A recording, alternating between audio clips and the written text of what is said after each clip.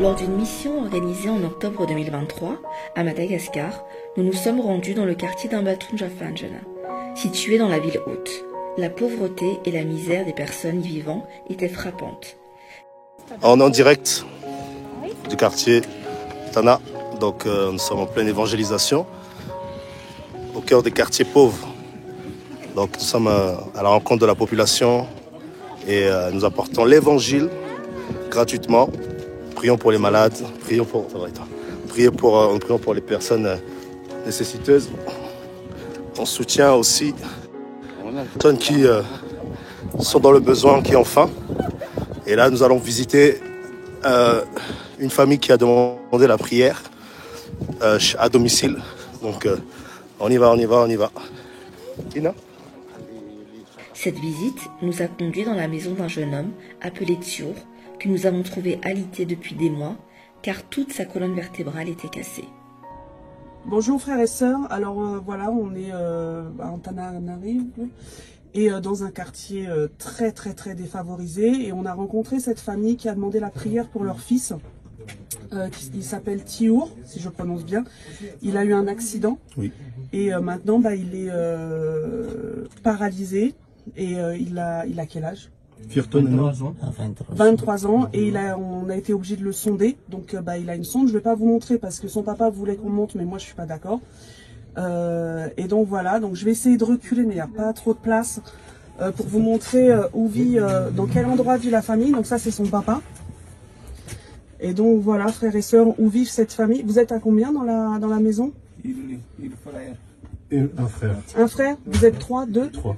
Donc ils sont 3 là, ils vivent à 3, dont un qui est fortement malade. Donc on va prendre en charge son hospitalisation. Et c'était pour vous montrer un peu les réalités de ce pays. Paradoxalement, ce qui est le plus connu de ce quartier est son palais. Pourtant, ce dernier contraste fortement avec le quotidien des jeunes du voisinage, qui sont loin de mener une vie de palais. Plusieurs ne vont pas à l'école par manque de moyens financiers. S'il n'est déjà pas évident de trouver un emploi après des études, c'est encore pire quand on n'en a pas fait.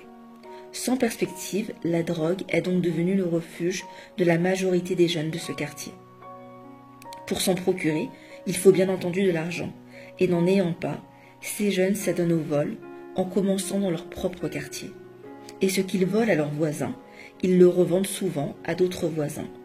Cette situation a généré des trafics en tout genre, drogue, objets volés, etc. et des règlements de compte sanglants. Fatigués de cette situation et face à l'absence du gouvernement pour éradiquer ce problème, qui du reste est national, certains habitants du quartier choisissent de régler les choses à leur manière. C'est dans ce contexte, pour revenir à Tiour, qui s'est retrouvé au mauvais endroit au mauvais moment. Un jour passant, à un endroit du quartier où il y eut un vol, il fut désigné par la clameur publique comme responsable. Tentant de s'enfuir, ce qui probablement aux yeux du public était une preuve de sa culpabilité, il a été rattrapé et ensuite balancé dans un ravin. Cette problématique n'est pas spécifique à ce quartier. Cette situation prévaut surtout dans les zones rurales et suburbaines où les jeunes souffrent d'un manque d'éducation de qualité et sont exposés à un niveau élevé de chômage et de sous-emploi, ce qui les entraîne dans toutes sortes de délinquances, dont la prise de drogue, qui est de plus en plus un fléau parmi les jeunes malgaches. Selon un rapport publié par le Service central des stupéfiants et des substances psychotropes dans la capitale, des jeunes adolescents deviennent dépendants à un très jeune âge. La drogue envahit même le milieu scolaire.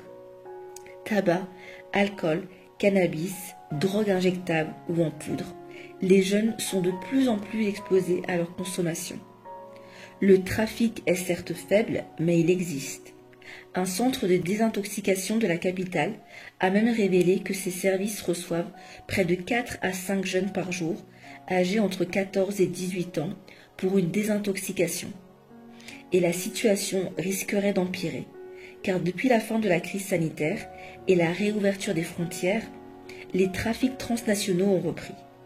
Madagascar a pris une place plus importante dans cette nouvelle configuration, devenant une terre de transit de l'héroïne et de la cocaïne. Le cas de Tiour avait mobilisé plusieurs. Loin de retrouver toutes ses facultés, toutefois, grâce à l'ONU, sa situation s'améliorait. Shalom, shalom frères et sœurs, nous sommes à l'hôpital La Chiera. Je vous montre Tchour qui vient d'être opéré mardi dernier.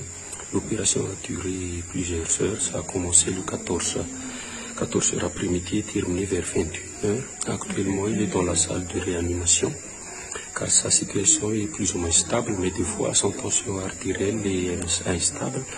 Donc du coup, on lui met un peu quelques médicaments. Donc c'est un peu ça la situation. On vous remercie frères et sœurs de tous les supports financiers, prières, tous les moyens que vous avez mis en place pour sa santé et que le Seigneur vous souvienne de tout cela. On remercie le Seigneur, on remercie tous les frères et sœurs, toutes les équipes. On remercie chacun et que le Yeshua soit glorifié. Après un mois d'opération au niveau de la colonne vertébrale, grâce au Seigneur, maintenant il a pu sortir de l'hôpital aujourd'hui.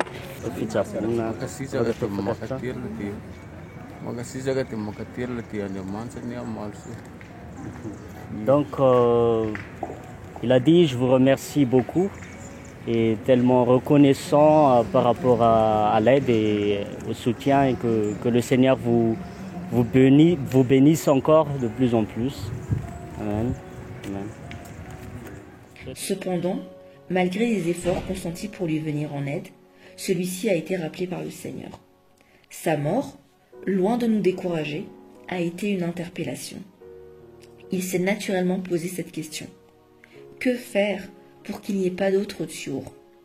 Il est vrai que nous ne pouvons éviter une telle fin, physique du moins, car spirituellement Tchour avait fini par donner sa vie au Seigneur Yahushua, à tous ces jeunes. Cependant, en sortir, ne serait-ce qu'un seul de cette spirale, serait une victoire.